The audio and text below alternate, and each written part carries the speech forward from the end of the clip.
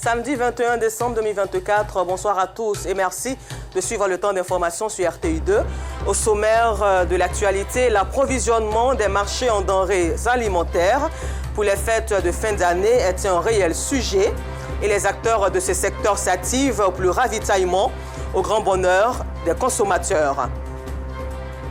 Et puis, hors de nos frontières au Burkina Faso, le gouvernement vient d'adopter un projet de loi portant amnistie de personnes condamnées dans le cadre du coup d'État manqué de 2015. Merci à vous d'être des nôtres sur RTI2 en cette période des fêtes de fin d'année afin de permettre aux populations de festoyer dans de meilleures conditions. Les marchands des produits vivriers se sont activés à approvisionner les marchés en nombre suffisant de denrées alimentaires. Une action appuyée par les acteurs de ce secteur pour répondre aux exigences des clients. Le constat d'Assit Andiara et Sidiki Ouattara dans quelques marchés d'Abidjan. Mariam Fofana est commerçante de produits vivriers dans la ville balnéaire du Grand Bassam. Pour satisfaire sa clientèle à l'approche des fêtes de fin d'année, elle s'est rendue au marché Gouro de la commune d'Adjamé. C'est l'un des plus grands marchés de produits vivriers de Côte d'Ivoire. Ce sont plus de 20 sacs et cartons de légumes qui ont été achetés par Mariam.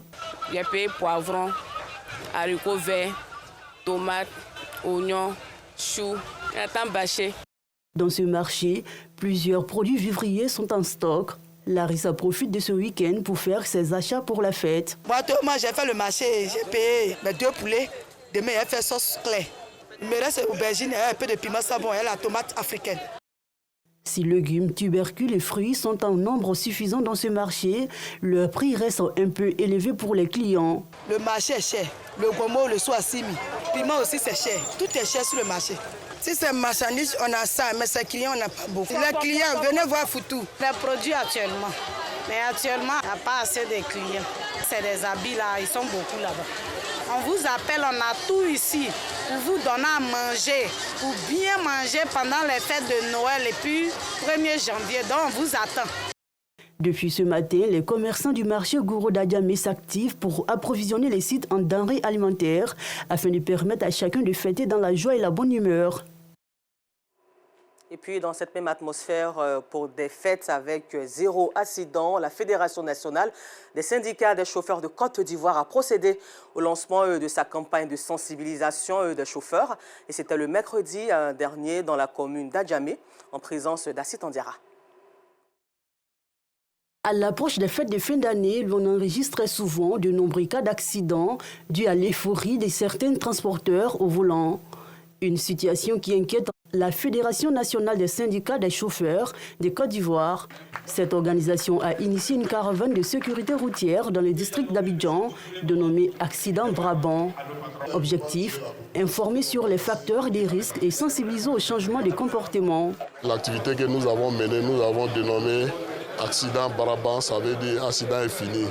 Et nous suivons à la lettre tous nos conducteurs sur les périmètres que nous couvrons.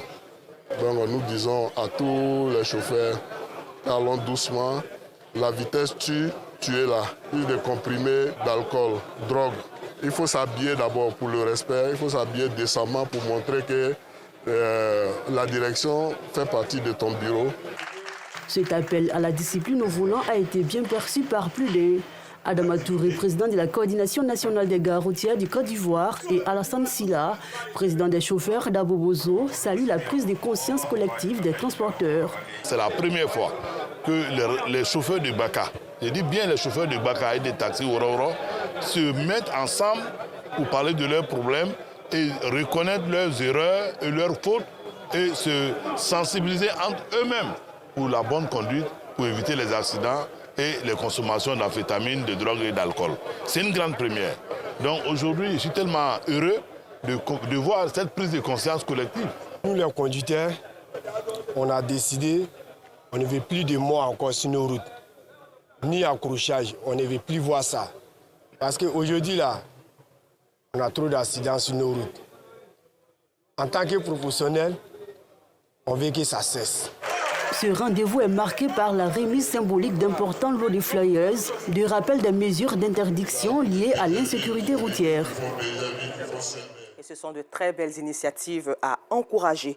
À la page éducation, les écoles catholiques de la commune de Cocody ont profité des fêtes de fin d'année pour célébrer les meilleurs élèves.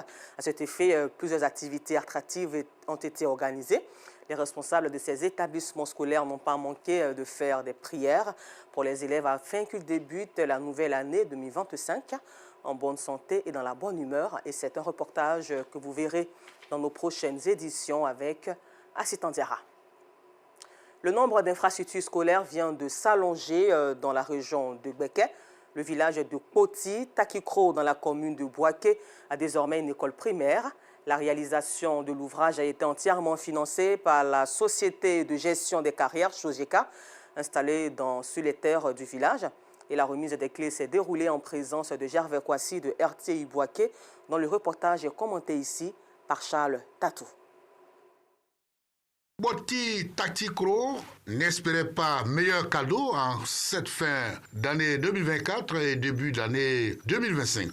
Le village vient de bénéficier d'une école primaire de 6 classes plus bureau du directeur, puis une bibliothèque et des latrines. Cette infrastructure de plus de 50 millions de francs CFA est un don de la société de gestion des carrières Sojeka. C'est un moment fort pour le village de Kpoti Takikro qui va enfin prendre possession de son propre école primaire publique, envisager les objectifs des cadres du village et la population pour améliorer les conditions d'études et du futur de nos enfants. Les plus heureux sont visiblement les acteurs du système éducatif, à savoir les élèves et leurs parents. Avec eux, les enseignants et responsables étatiques de l'éducation nationale et de l'alphabétisation. C'est donc une immense joie pour nous de savoir que nos enfants, nos élèves, vont étudier dans de meilleures conditions d'apprentissage. Tout développement passe nécessairement par la mise en place d'infrastructures de base que sont les routes, l'eau, l'électricité, l'accès aux soins de santé et l'école. Les filles et fils de Kpoti Takikro ont eux aussi exprimé leur gratitude à l'entreprise donatrice. Nous exhortons la société à poursuivre la réalisation des autres actions, dont notamment la construction des 6 logements des enseignants. Nous demandons l'affectation d'enseignants titulaires. Solliciter que la mairie équipe la bibliothèque et les salles de classe en tablement. Les 3 kilomètres que parcouraient les apprenants de Kpoti Takikro pour rallier leur salle de classe à Alakro se comptent au passé. À présent, passons à notre rubrique du jour.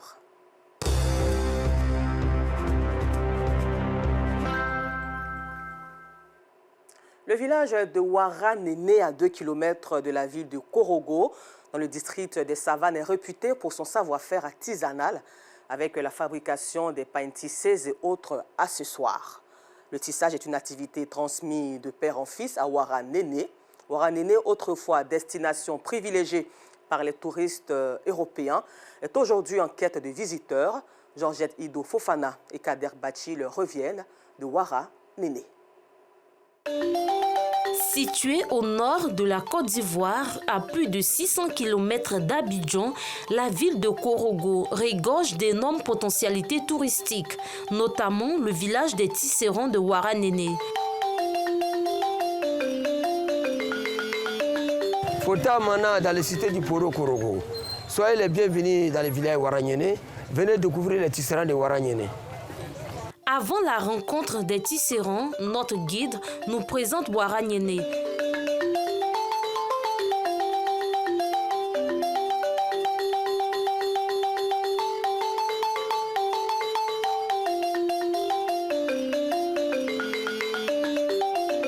Village réputé pour le tissage des pagnes, des sacs, des robes, des draps, des nappes, entre autres. Ouara-Néné, c'est le plus gros village de tisserands de l'Afrique de l'Ouest.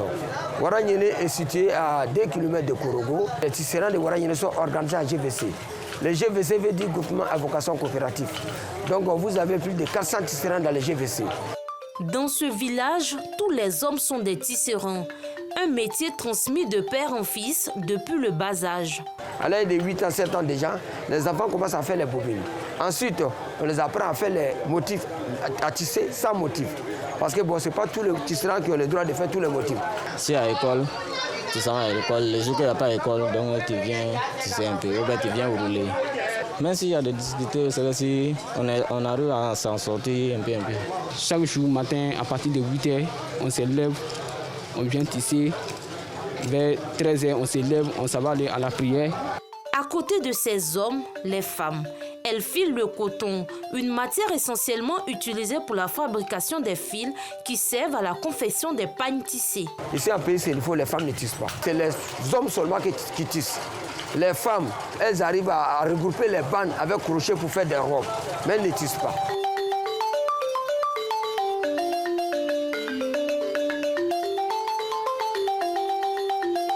Les fils, il y en a de toutes les couleurs. Chacun joue un rôle important dans le processus. Ici, les tisserands de Ouaragnéné travaillent deux sortes de fils. Il y a les fils locaux et il y a les fils industriels. Les fils locaux sont filés par les femmes du village avec la tenue qu'on appelle la toupie. Les fils industriels viennent des usines textiles. Les fils, nous achetons déjà teintés. Mais au sein du village, on arrive à faire des différentes couleurs avec l'indigo. Donc tout ce que vous allez voir comme produit fini, tout est tissé par bande. Mais c'est en tissant que nous faisons 200 fils. C'est 200 fils qui font les bandes. Vous voyez 100 fils en haut, 100 fils en bas, ça fait les 200 fils. Une fois le pagne tissé, il revient aux couturiers sur place de valoriser l'art des tisserands à travers la confection des vêtements et autres accessoires.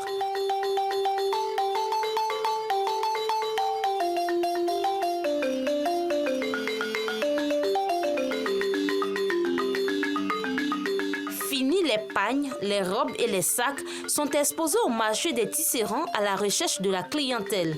Les prix varient selon les motifs.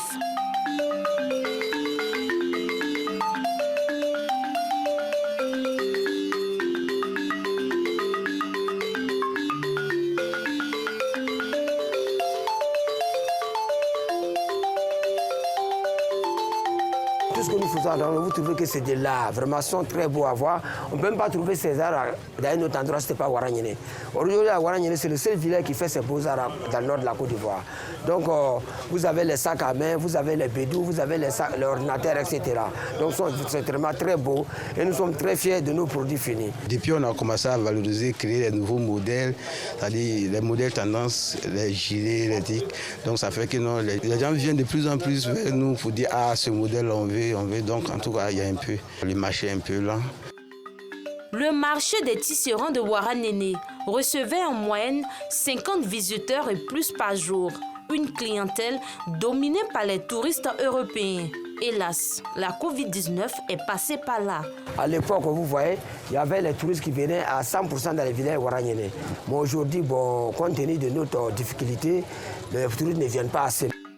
À Ouaragnéné, ce sont plus de 400 tisserands qui font aujourd'hui la fierté de la région du Poro, une région qui a su conserver à travers les mains et les pieds de ses artisans son identité culturelle.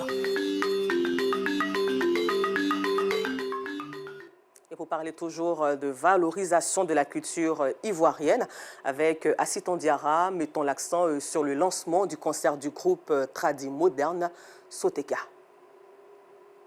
Après une longue absence sur la scène musicale, les groupes de danse traditionnels Soteka comptent marquer encore les esprits. Hippolyte Arnaud, directeur artistique de Soteka, promet un spectacle inédit aux amoureux de la musique tradi moderne le 27 décembre prochain à la salle Niangoran, parquet du Palais de la Culture de Trècheville. Une prestation avec en toile de fond la sensibilisation de la jeunesse à la culture des bonnes mœurs et à la préservation de la paix en Côte d'Ivoire. À ce concert, nous invitons toute la Côte d'Ivoire, en l'occurrence même la jeunesse surtout, à venir se ressourcer, à venir apprendre à connaître sa culture. Ce retour sur la scène musicale au bout de 40 ans de carrière a été possible grâce à la collaboration avec le ministère de la Culture et de la Francophonie. C'est un groupe mythique et c'est un groupe qui est sur l'échiquier de la culture ivoirienne depuis plus de 30 ans. Alors il faut encourager, il faut les mettre en exergue. Nous travaillons avec la Fédération des arts vivants et le groupe Soteka fait partie de la Fédération ivoirienne de danse dirigée par le président Momboy. Et cette programmation est venue de la Fédération. par le Soteca qui a sollicité cette programmation. Et donc nous faisons ça. Tous les week-ends, nous avons des spectacles. Mais on apprécie beaucoup ce que Soteca fait. Les groupes Soteca se caractérisent par sa diversité culturelle au nombre desquels le théâtre, les contes et la comédie. Ce rendez-vous musical placé sous le thème Ma Belle Côte d'Ivoire sera meublé par des expositions culturelles et une présentation du patrimoine culturel. À la page sport, la tenante du titre du tournoi Tida Academy, Volcan Junior et Afrique Football Elite du Mali sont les finalistes du tournoi international du district autonome d'Abidjan. En demi-finale, les deux formations se sont qualifiées ce vendredi au stade Champrou d'Abidjan-Makori en disposant respectivement des Éléphantos U17 et de la sélection 225 sur un score identique de 1-0. Suivons à présent les précisions avec Patrick Dadier du service des sports. Elle s'est donné toutes les armes dans ce tournoi. Meilleure attaque, 13 buts inscrits, 2 concédés et aucun revers. Elle, c'est l'Académie Volcan Junior, la tenante du titre. En demi-finale, face aux Éléphantos U17 en blanc, c'est simplement le récital pour les poulains de Serge Alain. Passe courte, une touche de balle, un banc de touche assez fourni et surtout frappé au bon moment. Sila Mohamed, numéro 7, entré en seconde période, marque dans le temps additionnel le but assassin de la partie sur un coup franc. 1-0, score final. Tant qu'on jouera, on gardera nos principes, on sera les meilleurs. Peu importe la sélection qui sera au-devant de nous.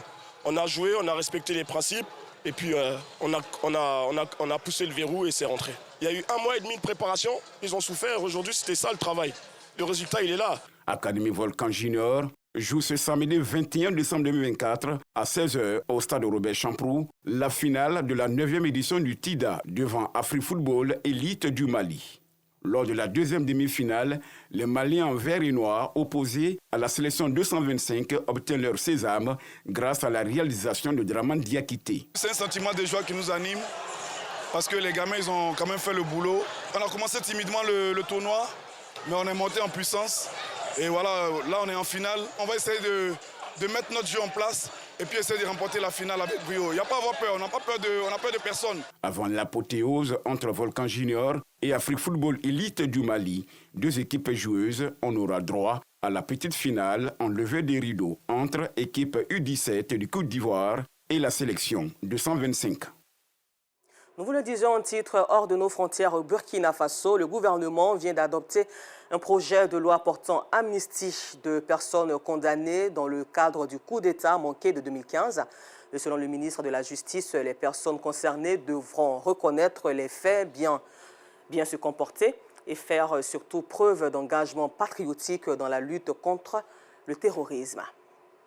Et puis terminons ce temps d'information aux États-Unis d'Amérique où il faut savoir que le Sénat américain a adopté ce samedi 21 décembre un test budgétaire qui évite de justesse une paralysie de l'État fédéral juste avant Noël.